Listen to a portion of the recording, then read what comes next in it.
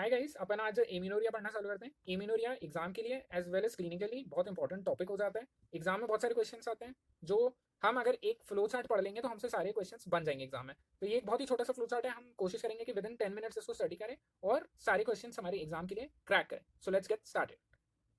सो जब भी कोई फीमेल हमारे पास आती है with a complaint of amenorrhoea, तो एमिनोरिया का मतलब क्या होता है? सबसे पहले एमिनोरिया का मतलब होता है कि जो फीमेल है she is failing to menstruate.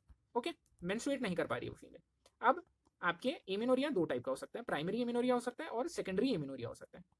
ठीक है गाइस, प्राइमरी एमिनोरिया का मतलब क्या होता है? प्राइमरी एमिनोरिया का मतलब होता है जो फीमेल है वो आपकी 13 साल से ज्यादा बड़ी हो गई है और उसके या तो कोई सेकेंडरी सेक्सुअल कैरेक्टर्स भी डेवलप नहीं हो अभी तक और मेंस्ट्रुएशन उसने एक बार भी नहीं आया, या फिर वो फीमेल 15 साल से ज्यादा बड़ी हो गई है, सेकेंडरी सेक्सुअल कैरेक्टर्स तो आ गए हैं बट अभी मेंस्ट्रुएशन उसका स्टार्ट नहीं हुआ है। So this is known as primary amenorrhoea. On the other hand secondary amenorrhoea की अगर अपन बात करें तो सेकेंडरी एमिनोरिया क्या होता है? सेकेंडरी एमिनोरिया का मतलब होता है कि पहले वो मेंस्ट्रुएट कर रही थी पर अब पिछले 3 महीने से she is failing to menstruate. 3 month is important. अगर 3 मंथ से उसके पीरियड्स नहीं आए हैं तो that is known as your secondary amenorrhoea. ठीक है, अब जब भी हमारे पास कोई फीमेल आती है, अब लेट्स स्टडी द अप्रोच। कोई भी फीमेल आती है एमिनोरिया के साथ, दैट इज पीरियड्स नहीं आ रहे, आप क्या करोगे? सबसे पहले पेशेंट का यूपीटी कराओ, क्योंकि यार that is the simplest thing that we can think of कि वो प्रेग्नेंट होगी इसलिए एमिनोरिया हो रहा है। अगर पॉजिटिव आ जाता है तो वी नो कि प्रेग्नेंट है, एमिनोरिया कंफर्म। ठीक है, प्रेगनेंसी की वजह से। ऑन द अदर हैंड अगर आपका यूपीटी नेगेटिव आता है तो हमें क्या अप्रोच रखनी? देखो, यहां से हम दो टैंजेंट में सोच सकते हैं। एक टैंजेंट ये होता है कि अगर उसने हिस्ट्री दी, उसको साइक्लिकल अब्डोमिनल पेन हो रहा है, जिसकी को अपन मेडिकल टर्म्स में क्रिप्टोमिनोरिया बोलते हैं। तो फीमेल है जो मेंस्ट्रुएट नहीं कर रही पिछले 3 महीने से, साथ ही साथ यूपीटी नेगेटिव आता है और साइक्लिकल अब्डोमिनल पेन हो रहा है, तो आपको क्या करना है? तो हमारी अप्रोच होगी, हमें उसका एक्सटर्नल जेनेटिलिया को एग्जामिन करना है। हमने एक्सटर्नली जब एग्जामिन किया तो हमें क्या देखने को मिल सकता है? एक चीज हो सकती है कि अपने को इम्परफोरेट हाइमेन देखने को मिल गई। तो यार बट ऑब्वियस, अगर इम्परफोरेट हाइमेन है तो जो एंडोमेट्रियम उसकी शेड हो रही है, उसका जो ब्लड है वो बाहर नहीं आ पाएगा। तो that is what is causing amenorrhoea. Imperforate hymen को अपन कैसे मैनेज करेंगे? इम्परफोरेट हाइमेन को अपन मैनेज करेंगे by giving a cruciate incision. Okay guys, cruciate incision देखिए, इम्परफोरेट हाइमेन मैनेज हो जाएगी। ऑन दी अदर हैंड अपन देखते हैं कि उसको साइक्लिकल अब्डोमिनल पेन था, हमने एक्सटर्नल एग्जामिनेशन किया, एक्सटर्नली हमें सब कुछ बढ़िया दिख रहा है। तो नेक्स्ट स्टेप अपन क्या अप्रोच करेंगे? अपन अप्रोच करेंगे पेशेंट का एमआरआई। एमआरआई करवाएंगे। तो एमआरआई पे मोस्ट कॉमनली अपने को यहाँ पे क्या देखने को मिल सकता है? एक ट्रांसवर्स वजाइनल सेप्टम देखने को मिल सकता है। अब अगर ये ट्रांसवर्स वजाइनल सेप्टम हो गया फीमेल को, तो इसकी वजह से उसमें दो चेंजेस देखने को मिलेंगे। क्या होगा यार? जो एंडोमेट्रियल शेडिंग हो रही है उसका ब्लड या तो उसकी वजाइना में एक्यूमुलेट होगा, जिसको अपन क्या बोलते हैं? जिसको अपन बोलते हैं हेमाटोकोल्पोस, या फिर वो जो ब्लड है वो अक्यूमुलेट होगा उसकी यूटेराइन कैविटी में, जिसको बोलते हैं हेमाटोमेट्रा। Okay guys, हेमाटोमेट्रा। तो ये ब्लड या तो उसके वजाइना में अक्यूमुलेट हो सकता है या यूट्रस में अक्यूमुलेट हो सकता है due to transverse vaginal septum. और इसको अपन मैनेज कैसे करेंगे? इसको मैनेज करने के लिए अपन सीधे से वजाइनोप्लास्टी कर सकते हैं या फिर सेप्टल रिसेक्शन भी कर सकते हैं। ठीक है, तो ये टेंजेंट अपना एक अगर देखा है तो कंप्लीट होता है, जहां पे क्या होता है? फीमेल आई एमिनोरिया के साथ एंड उसका साइक्लिकल अब्डोमिनल पेन की हिस्ट्री भी थी साथ में। अपन ने एक्सटर्नल एग्जामिनेशन किया, देखा अगर उसकी वजाइना जो है उसमें हाइमेन इम्परफोरेट दिख रही है तो इम्परफोरेट हाइमेन हो जाएगा एमिनोरिया का कॉज। अदरवाइज आप एमआरआई करवाएंगे, एमआरआई में अपने को ट्रांसवर्स वजाइनल सेप्टम देखना मिल सकता है। नाउ मेन अपन अपनी लीड पे आते हैं। यूपीटी अपन ने करवाया था, यूपीटी आता है नेगेटिव। अब अपन क्या करेंगे नेक्स्ट स्टेप में? नेक्स्ट स्टेप में अपन पेशेंट की सोनोग्राफी करवाएंगे या पेल्विक एग्जामिनेशन करेंगे। क्यों कर रहे हैं हम ये देखने के लिए कि उसकी यूट्रस प्रेजेंट है या नहीं है पेशेंट का। ऑब्वियसली अगर यूट्रस नहीं होगी तो ऑब्वियसली मेंस्ट्रुएट वो नहीं कर पाएगी। अब अगर देखते हैं कि उसकी यूट्रस एब्सेंट है तो अपन क्या करेंगे? यूट्रस एब्सेंट है तो अपन उसका कैरियोटाइप देखेंगे। कैरियोटाइप अगर उसका आता है 46+XX, है ना, इसका मतलब क्या है कि female is actually a female. उसमें टेस्टोस्टेरोन लेवल भी फीमेल्स वाले ही होंगे, pubic hair axillary hair normal होंगे एंड ब्रेस्ट आर प्रेजेंट। अब ये क्या इंडिकेट करता है? ये इंडिकेट करता है कि ये सारी फीमेल वाले कैरेक्टरिस्टिक हैं बट उसके यूट्रस एब्सेंट है। इसका मतलब क्या है? इसका मतलब यही है कि पेशेंट को मुलेरियन एजेनेसिस है या एमआरकेएच जिसको बोलते हैं। मुलेरियन एजेनेसिस का मतलब क्या होता है कि जो स्ट्रक्चर आपके मुलेरियन डक्ट से डिराइव्ड होते हैं वो इस फीमेल में नहीं बनेंगे। अब what are the structures that are derived from the Mullerian duct? ये वाले। ठीक है, फेलोपियन ट्यूब, फेलोपियन ट्यूब नहीं बनेगी। यूट्रस, यूट्रस नहीं बनेगी। Proximal vagina that is upper 2/3 of the vagina, ये भी नहीं बनेगी। ऑन दी अदर हैंड जो नीचे वाली जो स्ट्रक्चर्स है, ovaries and lower 1/3 of the vagina, ये मुलेरियन डक्ट के डेरिवेटिव नहीं होते, तो इस फीमेल में ये प्रेजेंट होंगे।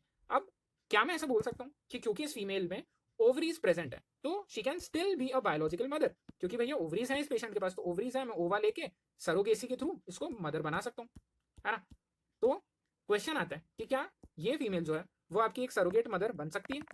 सरोगेट मदर या बायोलॉजिकल मदर? तो answer is yes, she can be a biological mother. Mullerian ये है तो उसका आपको एनाटॉमी का वो पता होना चाहिए लिंक कि मुलेरियन डक्ट से ओवरीज नहीं बनती है, that is why she can be a biological mother. On the other hand ये बहुत इंटरेस्टिंग चीज है गाइस, अगर आप सुनो ध्यान से।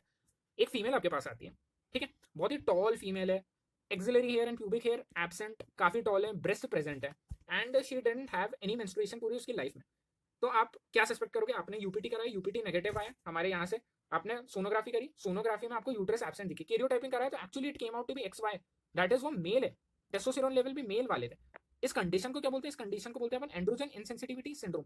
अब एंड्रोजन इनसेंसिटिविटी सिंड्रोम होता क्या है, अगर अपन इसको बहुत ही सिंपल भाषा में समझे, क्या होता है? जब भी ये बच्ची पैदा हो रही थी, बच्ची या बच्चा जब भी ये पैदा हो रही थी, तो इसमें जो टेस्टोस्टेरोन के रिसेप्टर्स थे वो सेंसिटिव नहीं थे। उसकी वजह से क्या हुआ? उसकी वजह से ये हुआ कि इसका एक्सटर्नल जेनेटिलिया मेल वाला नहीं बना। मेल नहीं बना तो क्योंकि बाय डिफॉल्ट हमारी बॉडी का जो जेनेटिलिया रहता है वो फीमेल का रहता है, तो फीमेल एक्सटर्नल जेनेटिलिया बन गया। क्योंकि टेस्टोस्टेरोन नहीं थे, टेस्टोस्टेरोन नहीं थे, इस वजह से क्या हो गया? ब्रेस्ट का डेवलपमेंट हो गया फीमेल में, एक्सिलरी प्यूबिक हेयर नहीं आए। बट वो एक्चुअली है क्या? वो एक्चुअली है एक मेल, ठीक है? ओवरीज भी एब्सेंट होंगी, टेस्टिस प्रेजेंट होंगी, ये चीज समझ में आ रही है? क्योंकि वो एक्चुअली एक मेल है but she is looking like a female, उसका फेमिनाइजेशन हो गया just because of the fact that आपकी जो ये थे टेस्टोस रिसेप्टर्स थे अपने जो टेस्टिकुलर, वो नॉन फंक्शनल हो गए, तो वो एक्चुअली एक मेल में डेवलप हो गए। तो यहाँ पे क्योंकि ओवरीज नहीं है तो she can never be a biological mother, right? On the other hand testis present है, तो इसकी अपने को टेस्टिस हटानी पड़ेगी, क्योंकि अगर टेस्टिस अपन छोड़ देंगे तो there is a high risk of developing gonadoblastoma. So this comes out to be your androgen insensitivity syndrome. Remember यहाँ पे एक जो फीमेल होगी वो बहुत ही टॉल फीमेल होगी और बहुत ही बढ़िया टाइप की फीमेल होगी, मॉडल लुकिंग फीमेल। ओके, सो ये वाला हाफ अपना खत्म होता है। नाउ अगेन ये वाले पार्ट बात है, अपन ने क्या करा है? यूपीटी, अगेन यूपीटी कराया पेशेंट का, UPT turns out to be negative, sonography कराई, यूट्रस है। अब मोस्ट कॉमनली अपने पास तो केसेस आएंगे वो यही वाले आएंगे, मेजॉरिटी ऑफ केसेस तो ऐसे ही आने, ठीक है? अब इसमें हमें क्या देखना है? अगर अपना यूट्रस प्रेजेंट है, अब अपन सीरम एफएसएच के लेवल्स देखते हैं। अब एफएसएच के लेवल्स के बेसिस पे अपन आगे कंडीशन से जज करेंगे। देखो अपन अगर अपने को नॉर्मल साइकिल पता हो कि कैसे चलती है, ऊपर से सिग्नल आता है एफएसएच, एफएसएच क्या करवाता है? एफएसएच जो है वो आपका ओव्यूलेशन वगैरह करवाएगा, एंड ओव्यूलेशन होगा तो उसकी वजह से मेंसेस आएंगे। अगर मैं बोलूँ ऊपर से ही कोई प्रॉब्लम है यहाँ पे इस लेवल पे, तो ओव्यूलेशन नहीं हो पाएगा, मेंसेस नहीं आ पाएंगे। तो अगर मैं बोल दूं कि अपना एफएसएच का लेवल कम है, एफएसएच का लेवल कम है, तो ओव्यूलेशन नहीं होगा एंड पीरियड्स नहीं आएंगे। अब क्या क्या कारण हो सकते हैं जिसमें एफएसएच का लेवल कम हो? एक तो पता है कि अपने को हिस्ट्री होगी, अगर एनोस्मिया की हिस्ट्री दी है क्वेश्चन में तो अपना कैलमैन सिंड्रोम डायग्नोसिस बन जाएगा। अगर पीपीएच की हिस्ट्री दी है, पीपीएच के बाद अपन ने पढ़ा था शीहान सिंड्रोम हो जाता है, कंप्लीट पिट्यूटरी हाइपोप्लेजिया हो जाता है यहाँ पे। तो क्या होगा? पिट्यूटरी के कोई भी हार्मोन नहीं निकलेंगे लाइक प्रोलैक्टिन एंड ऑल, तो वहाँ पे हिस्ट्री दी होगी कि female is having failure to lactate. On the other hand अगर लो बीएमआई है बहुत ज़्यादा तो एनोरेक्सिया अपना डायग्नोसिस बन जाएगा। तो इसके साथ अपना एक वाले डिफरेंशियल खत्म होता है। फिर अपन देखते हैं कि अगर सीरम एफएसएच बढ़ा हुआ है, सीरम एफएसएच बढ़ा हुआ है इसका मतलब क्या होता है? सीरम एफएसएच बढ़े होने का मतलब है कि ऊपर से तो सिग्नल बहुत ज़्यादा आ रहे हैं, राइट? ऊपर से सिग्नल बहुत ज़्यादा आ रहा है। ऊपर से सिग्नल बहुत ज़्यादा क्यों आ रहा है? क्योंकि problem is somewhere here, ovary level पे कुछ ना कुछ प्रॉब्लम है कि भैया ओवरी या तो ओवर बना नहीं पा रही, ठीक है, या ऐसा कुछ समस्या जिसकी वजह से ही नहीं बन पा रहा है, तो एफएसएच ऊपर से ज़्यादा सिग्नल भेज रहा है कि बनाओ ताकि ओव्यूलेशन हो। तो यहाँ पे आपका क्या आ जाता है? Premature ovarian failure, primary ovarian insufficiency भी बोलते हैं आजकल इसको, नया टर्म आ गया, ठीक है? On the other hand serum is high also seen in primary amenorrhoea. यहाँ पे अगर आप कैरियोटाइपिंग कराओगे तो आप देखोगे गोनाडल डिसजेनेसिस है, मतलब उसके गोनाड्स ही ढंग से नहीं बने थे, ठीक है? अगर उसके गोनाड्स से ढंग से नहीं बने हैं तो ओवरी में कोई ना कोई प्रॉब्लम आएगी और वो मेंस्ट्रुएट नहीं कर पाएगी। यहाँ पे अपना क्या आ जाता है? टर्नर सिंड्रोम आ जाता है which is 45XO, Swyer syndrome आ जाता है that is 46XY, and true gonadal dysgenesis आ जाता है that is 46XX। These are all the causes of primary amenorrhoea where serum FSH levels would be high. Why will it be high? Because ovaries में कुछ ना कुछ problem है, ovaries बना नहीं पा रही है, ओवा अपना फंक्शन प्रॉपर्ली नहीं कर पा रही। ओके, आई होप इतना समझ में आ रहा है गाइस। चलो फाइनली अपन एक और चीज, लास्ट चीज देखते हैं कि अब अगर सीरम एफएसएच लेवल नॉर्मल आता है, मतलब ऊपर से सही सिग्नल आ रहे हैं, अब ओवरीज भी काम कर रही है नहीं कर रही है वो अपन देखते हैं। अपन सबसे पहले इस केस में क्या करेंगे? प्रोजेस्टेरोन चैलेंज करेंगे। जैसे ही अपन प्रोजेस्टेरोन देंगे 5 दिन के लिए, फिर अपन सडन विड्रॉल कर लेंगे। अगर उसके बाद ब्लीडिंग हो जाती है तो अपना डायग्नोसिस बन जाता है एनओव्यूलेशन। एंड वी नो एनओव्यूलेशन जो है वो उसका मोस्ट कॉमन कारण क्या होता है? अपन पिछले लेक्चर में पढ़ चुके हैं, दैट इज पीसीओडी। उसकी वजह से वो ओव्यूलेट नहीं कर पा रही, ठीक है?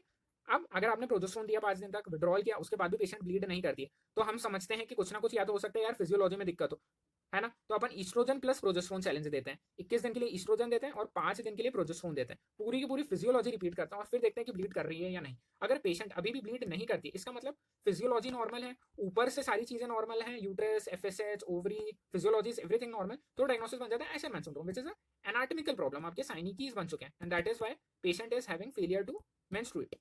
सो विद दिस अपना एक सिंपल और इजी वे में अप्रोच खत्म होता है टुवर्ड्स एमिनोरिया। सो मैं एक बार क्विकली रिकैप कर देता हूँ। हमने सबसे पहले क्या देखा? सबसे पहले देखेंगे पेशेंट एमिनोरिया के साथ आई, यूपीटी करवाओ। अगर वो बोल रही है साइक्लिकल अब्डोमिनल पेन है पेशेंट को, ओके, तो एक्सटर्नल एग्जामिनेशन करो, एक्सटर्नल एग्जामिनेशन में अगर इम्परफोरेट हाइमेन दिखती है, इम्परफोरेट है, एक्सटर्नल एग्जामिनेशन नॉर्मल आता है, एमआरआई करवाओ, ट्रांसवर्स वजाइनल सेप्टम देखने को मिलेगा, ये हिस्ट्री नहीं है, मेन उस पर वापस आना है, यूपीटी चेक करवाओ, यूपीटी नेगेटिव आता है, पेल्विक एग्जामिनेशन सोनोग्राफी करो, सोनोग्राफी में अगर यूट्रस नहीं दिखती, 2 डिफरेंशियल डायग्नोसिस आने चाहिए, कैरियोटाइपिंग करो, अगर फीमेल एक्सएक्स है, टेस्टोस्टेरोन फीमेल लेवल वाला है, pubic hair axillary hair normal है, ब्रेस्ट प्रेजेंट है, diagnosis becomes Mullerian agenesis, Mullerian duct के डेरिवेटिव्स नहीं बने हैं, this can still be a biological mother. On the other hand अपन आते हैं कि अगर कैरियोटाइप उसका XY है, टेस्टोस्टेरोन मेल लेवल्स वाले हैं, ओवरीज एब्सेंट है, टेस्टिस प्रेजेंट है, androgen insensitivity syndrome, uterus present है, think from the top pituitary पे जाओ, सीरम एफएसएच देखो, अगर ऊपर से कोई प्रॉब्लम है एफएसएच का में 3 डीडी बन सकते हैं, अपना Kallmann syndrome, Sheehan syndrome, anorexia, history is very important here, ठीक है। अगर सीरम एफएसएच बढ़ा हुआ है इसका मतलब ओवरीज लेवल पे कोई ना कोई प्रॉब्लम है, या तो प्रीमेच्योर ओवेरियन फेलियर हो चुका है, या फिर gonadal dysgenesis like Turner's where and true gonadal dysgenesis. On the other hand अगर अपना नॉर्मल आता है एफएसएच लेवल्स, प्रोजेस्टेरोन चैलेंज करवाओ, 5 दिन प्रोजेस्टेरोन दो, अगर पेशेंट ब्लीड करती है तो एनोविलेशन, नहीं ब्लीड करती पूरी फिजियोलॉजी रिपीट करनी है, ईस्ट्रोजन प्लस प्रोजेस्टेरोन चैलेंज, 21 दिन के लिए ईस्ट्रोजन प्रोजेस्टेरोन देना है 5 दिन के लिए, फिर भी ब्लीड नहीं करती है तो physiology is not a problem, anatomy is a problem, diagnosis becomes Asherman syndrome. That's it guys, that was a very sweet and cute lecture on the approach to amenorrhea. I hope this video helped you in diagnosing, and stay tuned guys. Thank you for watching.